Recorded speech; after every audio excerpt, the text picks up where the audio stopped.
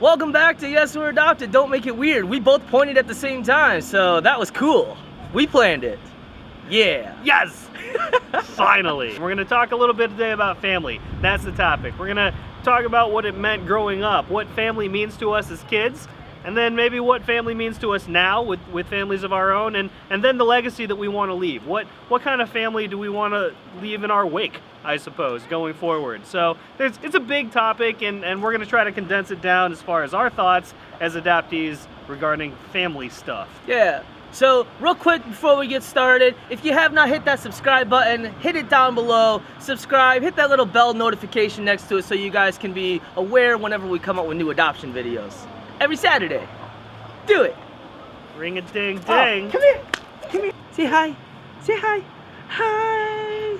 Because with family of your own, you can exploit them on camera. Yeah.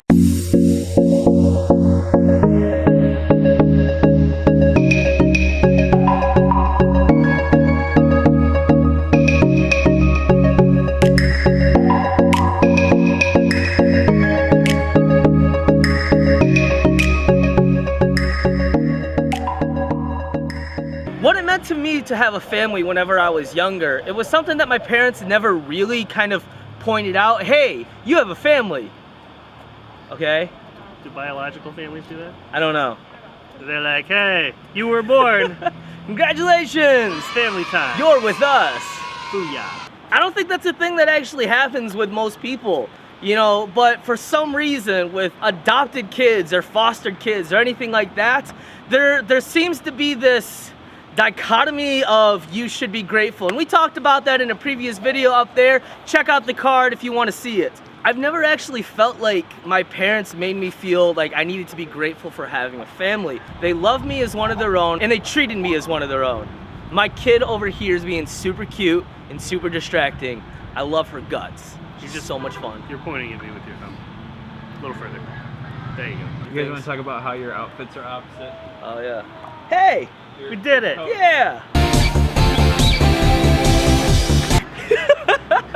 When we talk about being family growing up, it's honestly not a thing that I thought of very much as a kid. No. And I think that's probably pretty universal. But it was never a thing that was brought up as if it were intentionally different somehow. Oh, you're a family, and you're a family, and we're a family. What? It was never really a thought, right? Oh. So like as kids, it's just, this is my family, this is where I'm growing up, and if Right. anybody had ever asked you, hey, where are your parents, or where's your family, where are they? I mean, it'd be pretty easy, right? There. Wait. No. We have to point in opposite directions Oh. because we're not the same. That way. Because that's who's raising you, and that's your family, and there's really no distinction as far as the adoption stuff is concerned, at least in my life, probably until like 6th grade. Yeah. I mean, once you start getting older into those teenage years, then you kind of get into that place of who really is my family. You know, and we have all these tools out right now, like, you know, ancestry.com, in order to find out who your biological family is.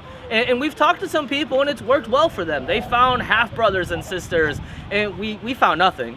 There's so much information that you can run across as far as genealogy is concerned, talking about your ancestry or talking about where you came from. But honestly, as international adoptees from the 1980s, there's really not a whole lot available for us when we go that way. And so the bigger question as far as we're concerned is really not so much where did we come from, but who are we now and where are we going? And we're really more concerned not so much with that genetic history, but now our genetic line, because we have families of our own that are right there. It's not so much about who we were, but about who we're trying to be. So I have a family now. Me too. That's what's currently happening. I've been married for 12 years, and I've got 2 beautiful children. They're 6 and 4, and it's been an astounding experience, specifically from the adoption standpoint, for me to look at my kids and see myself. And that's never happened before. It's never been a thing where I've been able to look at my kids and see me. And honestly, that was one of the things that my mom said that was maybe the most impactful when my son was born, the older. She said, you know, David, because she called me David. David? Yeah. David. David, you have a blood relative that you know, and that was huge. That was an impactful thing. For me to have these kids now that look like me and act like me, and are naturally, you know, like I am, and to see myself in that is a huge deal. However, when it comes to raising children, when it comes to bringing my family up, all of the things that I know about how to raise a family, I got from my mom and dad. Same. You know, I got those from my childhood, and I'm not held back or traumatized by not having blood relatives that raised me to the point where I can't raise a family. I know how to raise a family. I was taught how to raise a family. That's a cultural thing, right? Yep. And there's nothing about that the adoption makes me less of a father or makes me less able to absorb what it means to be a family person. Right. You know, and I think if anything, I'm ridiculously protective of my family. Oh, me too. And it's insane how much I just want to be around them. I just want to spend most of my day with them, which is part of the reason we make videos for a living. Yeah. I can do that on, truck time. Truck time. Woo. It's crazy how much how connected I am to my family because they're the first real family genetically that I have, and but when it comes to how do I act, how do I father, how do I parent, all that stuff I learned from my dad and my mom. And there's a lot of fear, I think, that's been brought up in a lot of these adoption contents about, are my kids going to be able to have kids and do all these things and live lives as, emotionally mature adults? And I think the answer to that is relatively universal, and it has nothing to do with adoption. It has everything to do with parenting. Yup, for sure. Right? And the answer is you do the best you can. Yup. And you trust that they're going to be okay. Being able to raise my kid and watch her grow up, honestly, I know she's going to fail. I know she's going to fall down, she's going to get hurt sometimes, and honestly, there's nothing I can do to prevent all of it. I can do my best in order to help her and stop her from doing really stupid things, but my job is to prepare her. My job is to train her to be a well-adjusted adult, something that we talk about all the time. And failure comes with being a well-adjusted adult.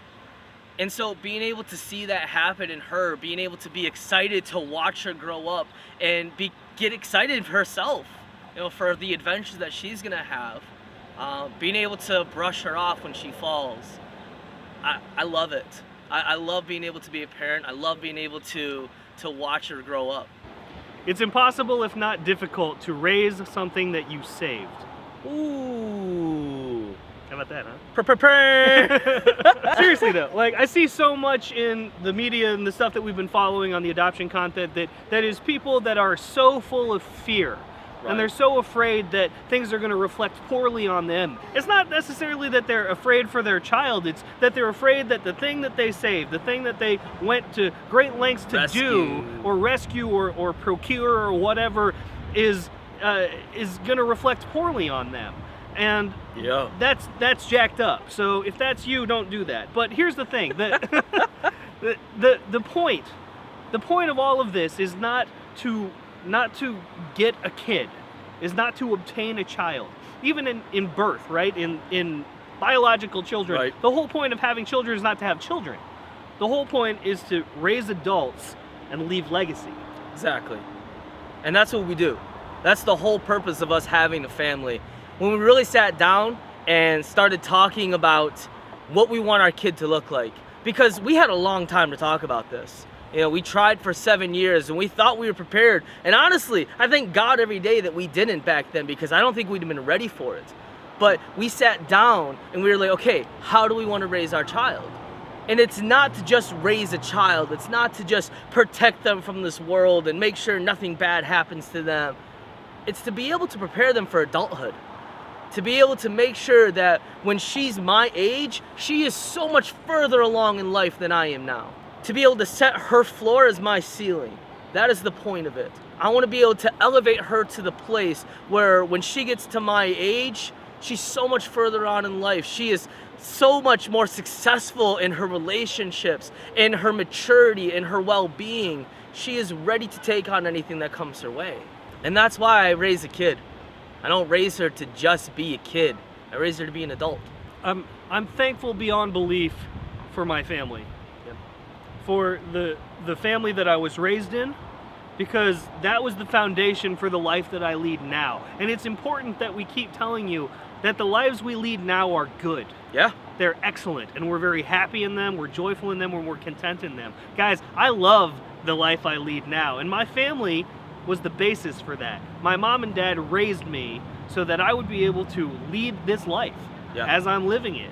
And learn and grow and mature and become more and more of who I'm supposed to be as an adult, and then to take those lessons and pass them on. And my kids are gonna hopefully get more of that from me. My kids are gonna be raised on my back, and they're gonna go further and faster and further and harder and bigger and longer and be smarter and more better than I ever was. Yeah. Probably better at English too. And more gooder at Englishings also than I am. And I hope that's true. And that should be the hope. The hope is not that you're gonna raise kids to be just bigger versions of themselves. You're gonna raise them to be their own. Yep. They're gonna be better, and that's our job. So when it comes to what we're doing now, when it comes to what your kids are gonna do eventually, that thing is gonna be a continuation. And you're not gonna probably be there to see it. I'm not gonna be there to see what my grandkids mature into as adults. It's unlikely. But that's not my job. My job is to raise my kids so that they can be mature and complete and on their own. And that means they're gonna fall hard, and it means we're gonna pick them up when it's necessary. It means we're gonna hug them when it's necessary, and it also means we're gonna let them go when it's necessary. Yep. And ultimately, that's what my family gave to me, and that's what I'm gonna leave for my family. So comment below, make sure you guys like, share, and subscribe. Share this with your friends, share this with your family, the groups that you guys are in. We don't usually ask people to share our channel or our videos, but I'm gonna ask you personally right now, hey, if you made it to the end of this video, first of all, congratulations, you did it. Second of all, share this to those people. We wanna be able to get this message out there and start these conversations with you guys. So thanks for joining us. Make sure to tune in next Saturday at noon for Yes, We're Adopted. Don't make it weird. My kid is cute. I'll see you later. You can stand there. This is usually how we end it.